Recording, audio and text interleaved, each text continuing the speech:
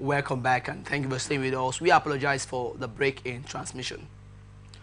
Ogun State Police Command has launched an investigation into an explosion at Quantum Steel located along the Shagamu-Ikorodu Road in Ogujo, which left 7 workers, including 3 expatriates, injured. The blast, which occurred on Wednesday, was reported at the Ogijo Police Division by a staff member of the company, Joseph Adewale. Those injured include 4 Nigerians: Daniel Bala, 28, Mitu Olajide, 39, Godwin Solomon, 27, Amada Buchi Onwe, 27, as well as 3 expatriates: Arjun Kuma, 37, Chandan Kuma, 50, and Rakash Kuma, 30. The State Police Public Relations Officer Omolala Odutola confirmed the incident in a statement on Thursday, saying the explosion was caused by machinery failure. Odutola said detectives visited the scene, conducted an initial assessment and undocumented evidence, including photographs. She added that a thorough investigation is underway to determine the cause of the explosion and ensure compliance with industrial safety regulations. The police command also urged companies and industries to prioritize workplace safety to prevent similar incidents.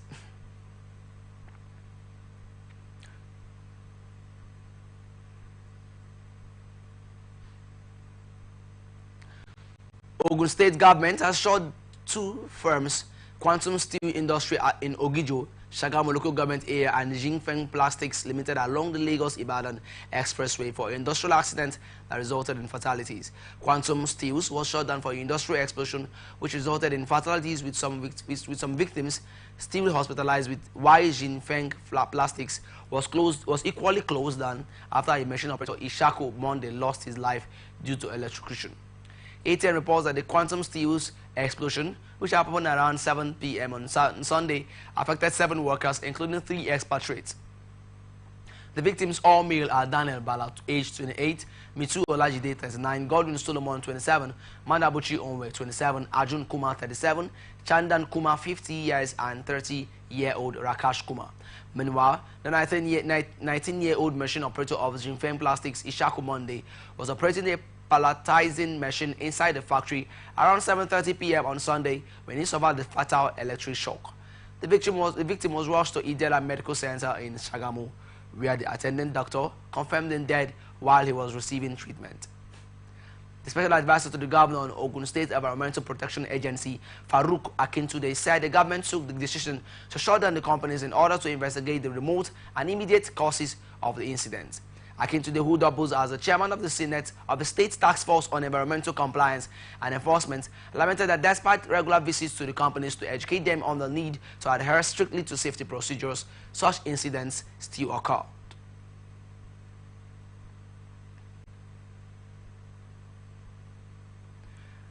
Benue State Police Command has confirmed the release of the 3 female students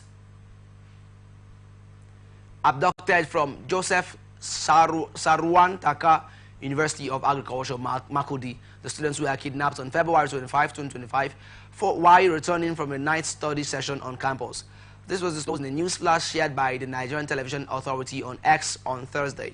Following the abduction, the university management ordered a 1-week mid-semester break to address security challenges. This was detailed in an internal memo titled "Security Situation on Campus," issued a day after the abduction and signed by the registrar, Dr. John David. The National Association of Nigerian Students and the Minister of Women Affairs, Iman Suleiman Ibrahim, had called for intensified efforts to secure their release. Details of their release have yet to be disclosed. Benue State House of Assembly has rebuffed the Senate's Committee on Judiciary, Human Rights and Legal Matters over its position on the removal of the state's Chief Judge, Justice Maurice Ikpam Buese. The Assembly insisted it acted within the ambit of the law and had no regret whatsoever. This was contained in a letter dated March 5th, signed by the Speaker of the Benue State House of Assembly and addressed to the Chairman, Senate Committee on Judiciary, Human Rights and Legal Matters. The letter was a response to an earlier correspondence signed by the Chairman, Senate Committee on Judiciary, Human Rights and Legal Matters, Senator Adegba Mire Adeniyi Ayodele Shan to the Speaker of the Benue State House of Assembly. Ayodele expressed deep concern over the purported removal of the Chief Judge of Benue State, Justice Maureen Ekpamberse, insisting that the action was carried out without due regard to the provisions of the Nigerian Constitution, particularly in respect to the tenure and removal of judicial officers under the provision of Section 292 of the 1999 Constitution. Ayodele had urged the members of the Benue State House of Assembly to take necessary steps to address the issue, ensuring that all the decisions regarding the suspension of Justice Ekpamberse were in accordance with the Constitution of the Federal Republic of Nigeria. But in its response, the Benue State House of Assembly, through the Speaker Honorable Ayondona Dajo, said the State Assembly remained deeply committed to the rule of law and fully understands the constitutional safeguards surrounding the tenure and removal of judicial officers as enshrined in Section 292 of the 1999 Constitution as amended. The Speaker said after receiving a letter from the executive, the matter was put to vote with a 2/3 majority vote secured, thereby fulfilling its constitutional role in the removal process. Kano State government has directed all private and voluntary schools in the state to strictly adhere to the 2024/2025 school calendar issued by the Ministry of Education. The Director of Special Duties, Ministry of Education, Mustafa Yahara, made this known in a statement on Thursday and obtained by newsmen. The statement further warned that any school that fails to comply will face penalties. He said the directive aligns with the state government's policy under Governor Abba Yusuf to enhance teaching and learning while ensuring balanced and sustainable school operations. The Ministry of Education reaffirmed its commitment to providing high-quality education and enforcing adherence to the approved calendar. Gunmen suspected to be bandits have killed 12 vigilante members in the community Bukuyum local government area of Zamfara State. A villager, Nashiru Abubakar, told newsmen that the attack took place at about 9 a.m. on Wednesday. Abubakar said that the local vigilante in the area were notified of an attack by the bandits and they mobilized and confronted the gunmen in a bid to rescue abducted members of the community. He explained that the bandits, however, laid ambush for the vigilante operatives and killed 12 of them, while 9 others sustained various degrees of injuries.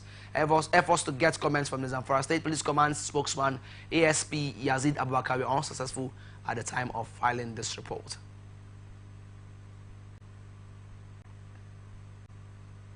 President Bola Tinubu has approved automatic employment for 774 fellows enlisted in the National Health Program. Speaking at the official launch of the initiative in Abuja, Tinubu assured the young professionals who are responsible for monitoring primary health care centers, PACs across all 774 local government areas that their service would not end after their one-year tenure. He continued, the coordinating minister and the champion of this program have requested approval, and luckily the Minister of Finance is here also. The announcement followed a call by the coordinating Minister of Health and Social Welfare, Ali Pate, urging federal, state and local governments to absorb the fellows into the workforce to strengthen Nigeria's universal health coverage.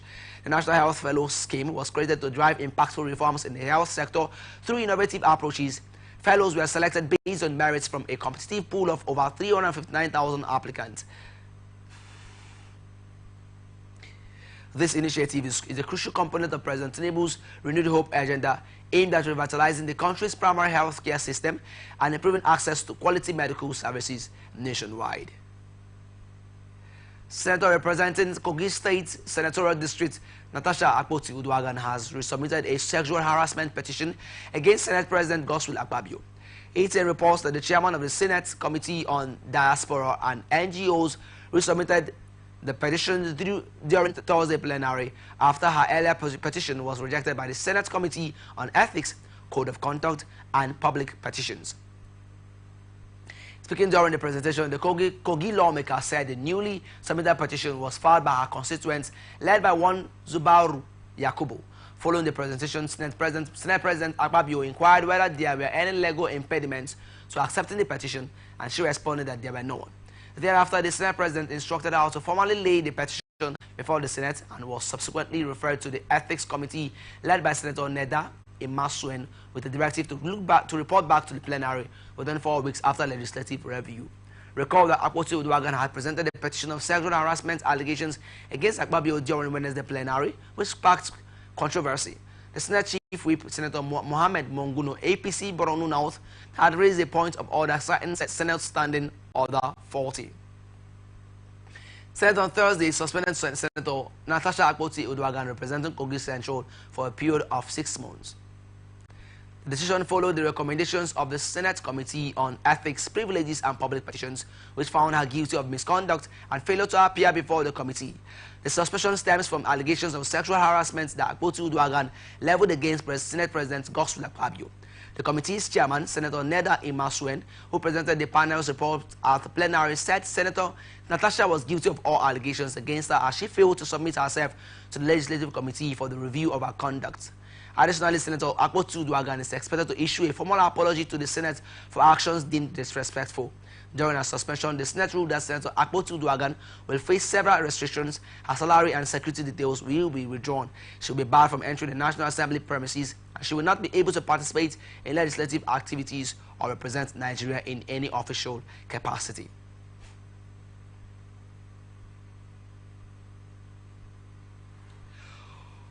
That the Senate do suspend Senator Natasha Akpoti-Uduaghan for 6 months for her total violation of the Senate Standing Rules 2023 as amended for bringing the presiding officer and the entire Senate in general to public opprobrium. 2, that for the Senate to consider lifting the suspension or to reduce the term of suspension, Senator Natasha Akpoti-Uduaghan shall submit a written apology to the Senate before the reconsideration by the Senate. 3, that the Senate do suspend Senator Natasha Akpoti-Uduaghan with effect from 6 March 2025 from all legislative activities forthwith. 4, that her office be locked up for the duration of her suspension and hand over all Senate properties in her possession to the clerk of the National Assembly. 5, that for the duration of her suspension she cannot come or be seen within the vicinity of the National Assembly, including her staff. 6, that her salaries and allowances, including those of her legislative aides, be suspended and withdraw of all security details for the duration of her suspension. And 7, that for the period of her suspension she be barred from representing herself to the public, locally and internationally, as the Senator of the Federal Republic of Nigeria. As follows. 1, that the Senate do suspend Senator Natasha Akpoti-Uduaghan for 6 months. A cross-section of lawmakers in their contributions expressed concern over the conduct of Senator Natasha Akpoti-Uduaghan, insisting that the Senate as an institution must be protected at all costs. However, in pleading for mercy, the minority leader, Senator Abba Moro, recommended a 3-month suspension, which he said was enough for the embattled lawmaker to realize her mistakes. He further argued that Nigerians are watching and seeing them as statesmen, hence nothing should be done to bring disrepute to the chamber. Or maybe a misunderstanding of these rules. Your Excellency, these rules assures that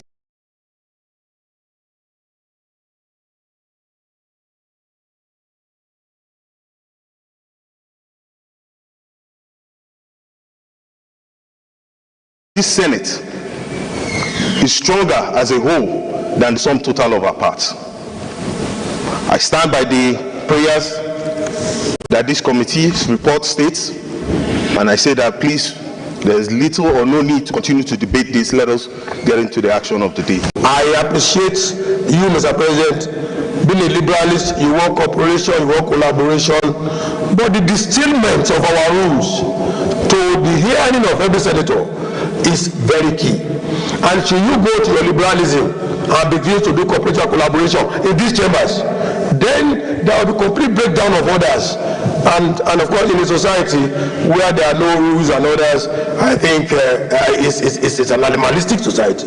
You are the hegemon here by law, and you have to obey the rules and regulations and ensure there is compliance. We therefore say that this Senate is aware that even in our homes, we have very recalcitrant children. We don't drive these children away from the house, so we keep begging them to be of good behavior. Sometimes we beat them too. And so today we are faced with this situation that we all know impinges on the integrity of this institution. That is ordinarily the highest lawmaking institution in Nigeria. And so the expectation of many Nigerians is that we must demonstrate the highest level of integrity. What occurred here was a flagrant disrespect. After contributions were made by some senators from the ruling and minority parties, the president of the Senate, Godswill Akpabio, made remarks highlighting his personal connection to the senator, emphasizing that she is the wife of a close friend. He recounted an experience from 2020.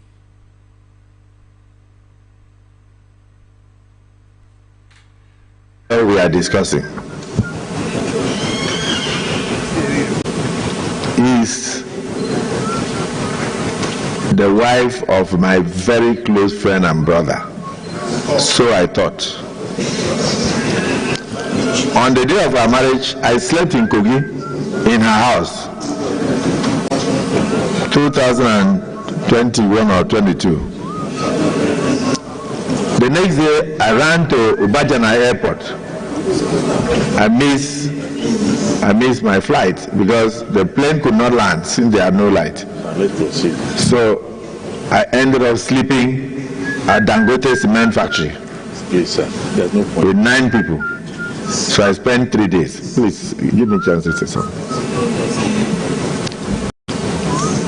Even when Senator Webby attempted to say that he was present in the same car, the social media said he was lying. But you see, we have been taken to the floor. We have been dragged to the floor. I have a responsibility. If you look at the rules of the Senate, I don't really interpret the rule. House of Representatives has resolved to set up a special committee to investigate the use of take-off grants,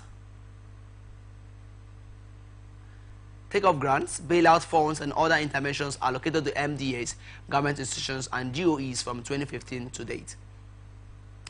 The resolution follows a motion of urgent national importance by Minority Leader Honorable Kingsley Chinda, who raised concerns over persistent fund mismanagement and that undermines public services. The House noted that such financial losses deplete resources meant for national development as outlined in Section 14, Paragraph 2b of the Constitution. They mandated the relevant committee to assess compliance with regulations, identify cases of mismanagement, and recommend measures to strengthen oversight and accountability. Reports on the investigation is expected within 4 weeks. Committee on Aviation to cause the Ministry of Aviation to put a place protocol for the reinforcement of punitive measures against air carriers. 2, to urge the Ministry of Aviation through the Nigerian Civil Aviation Authority to sanitize the aviation industry and see to the strict adherence of the Nigerian Civil Aviation Act and Part 19 of the Nigerian Civil Aviation Authority regulations. And finally, to mandate the House Committee on Industry through the Federal Competition and Consumer Protection Commission to ensure compliance to the Federal Competition and Consumer Protection Act 2018 by air carriers in safeguarding the interests of consumers via compensation and or any fair dealings as deemed fit by the Commission. Mr. Speaker, resolves to mandate the House Committee on Aviation to cause the Ministry of Aviation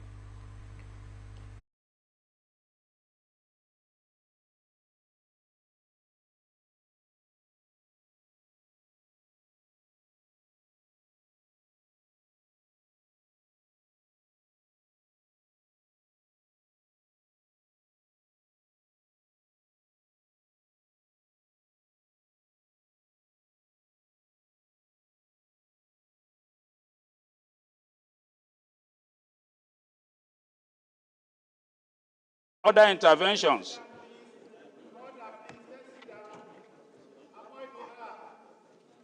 and other interventions has severely compromised national developmental goals, hindering progress towards critical social and economic objectives. The House is aware that the misappropriation of these funds has led to a demonstrable deterioration in the quality of public service delivery and compromised the security of the nation, thereby undermining public trust in government effectiveness. The House is also aware that the lack of stringent oversight and monitoring may contribute to the inefficiency in the deployment of these resources, resulting in wasted funds that could otherwise be utilized to improve the good intended government policies and as well as safe and secure lives of citizens. The House is therefore called upon to resolve to constitute a special committee to conduct an immediate investigation into the utilization of takeoff grants, bailout funds, and interventions allocated to MDAs, government institutions, and GOs from 2015 to date. Assess compliance with existing regulations and guidelines regarding the management. Excuse me. Federal government has extended its warm congratulations to the Republic of Ghana on the occasion of its 68th independence anniversary. This was contained in a statement signed by the ministry spokesperson Kimiebi Ebiamfa on Thursday. Excuse me. According to the statement, the Minister of Foreign Affairs, Ambassador Yusuf Tuga, conveyed the country's best wishes to Ghana's Minister of Foreign Affairs and Regional Integration, Samuel Ablakwa, as Ghana celebrates its 8 years of independence. Excuse me. We'll go on a quick break, and when we come back, we'll continue the rest of our stories. Please stay tuned.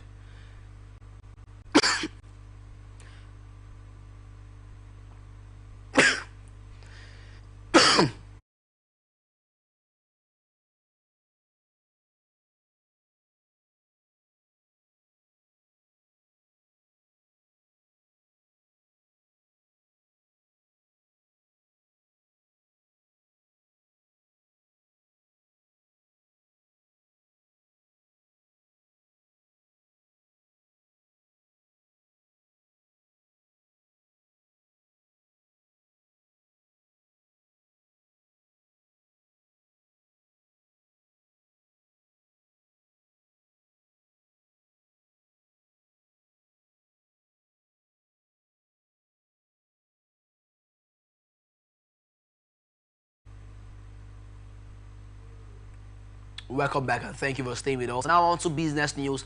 Price of burning light, Nigeria's premium crude, dropped further by 20% to $67 per barrel from $84.02 per barrel on January 2025, fueling freights over achievement of federal government's budget 2025 revenue target. The budget 2025 is based on crude oil price benchmark of $75 per barrel, oil production of 2.06 million barrels per day per barrel, and revenue targets of 36.35 trillion naira, with 56% coming from oil sales. The fall in crude oil price represented 10.7% potential decline in federal government's oil revenue target, even as outputs currently at 1.7 million barrels per day remain significantly below the 2025 budget benchmark of 2.6 million barrels per day. In its data released yesterday, the U.S. Energy Information Administration attributed the market situation to rising inventories, which stood at 3.6 million barrels at the end of February 2025 last weekend. It was also attributed to the decision of the Organization of Petroleum Exporting Countries, popularly known as OPEC Plus, to unwind its production costs starting in April 2025. In an interview with newsmen yesterday, the Chief Executive Officer, Center for the Promotion of Private Enterprise, Dr. Muda Yusuf, said the development has far-reaching implications for the nation's 2025 budget in particular and economy in general.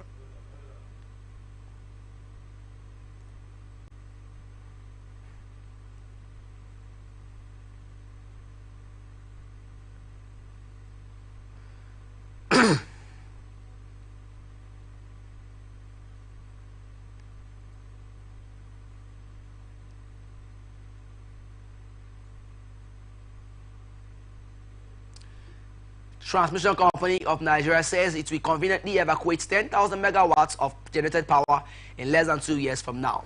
Alhaji Suli Abdulaziz, Managing Director of TCN, said this while briefing State House correspondents on Thursday. He said for the first time in the nation's history, the power sector recorded a peak generation of 5,801.84 megawatts of electricity at 9:15 p.m. on March 4. He said in less than 2 years from now, TCN would conveniently evacuate 10,000 megawatts. He said that this projection was based on the numerous TCN transmission projects completed in the last 2 years and new ones underway, as well as 8,500 megawatts current evacuation capability of the company. Abdulaziz attributed the success achieved in expanding the transmission grid and increasing the nation's capacity to the support of the federal government through the Ministry of Power. The MD, who said that the renewed hope agenda of President Bola Tinubu's administration was on course, added that in no distant time, Nigerians will celebrate the progress in the power sector. He also said the company had built new transmission substations and conducted transmission lines projects, among others. You're still watching the global news on Atlantic Television Network. Up next is international tidbits. Russian President Vladimir Putin has appointed diplomat Alexander Dachev as the country's ambassador to the United States of America. This was disclosed in a statement on the Kremlin's official website on Thursday. Dachev has been in the diplomatic service since 1992. He previously worked at the Russian diplomatic mission in Washington in various positions. Dachev also served as Russia's ambassador to Canada from 2014 to 2021, after which he became the director of the North Atlantic Department.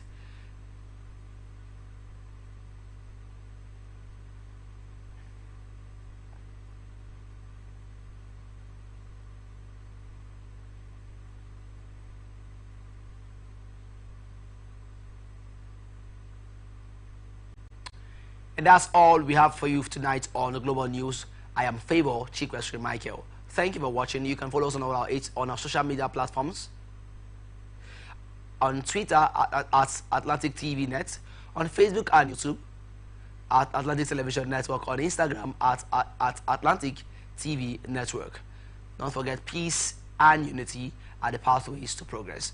Do have a pleasant night's rest.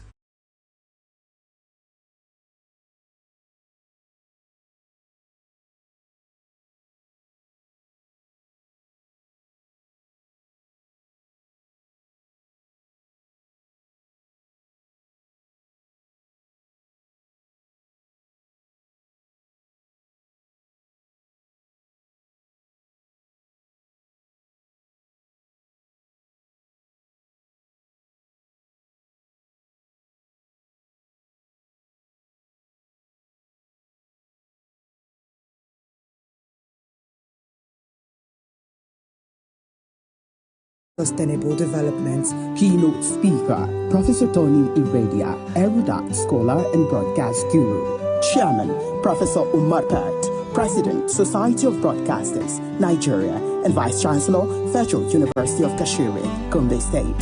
Panelists, Chief Honorable Arthur C. Kalabo, Information and Communication Expert, Dr. Haka Tuait, Lecturer, Public Relations, Media and Communication, Dr. Bekwele Lawrence DK, Lecturer, Marketing Communication and Public Relations, Opaka Dakuba, Chairman, South Nigerian Union of Journalists, Susan Serekara Nwikana, Chairperson, Nawach River State, Chief Host, Dr. Chinyere Igwe, Esquire, FSM, FINC, FNINN, MNIM, ARPA, MIPPA, Chairman, Morrison Group.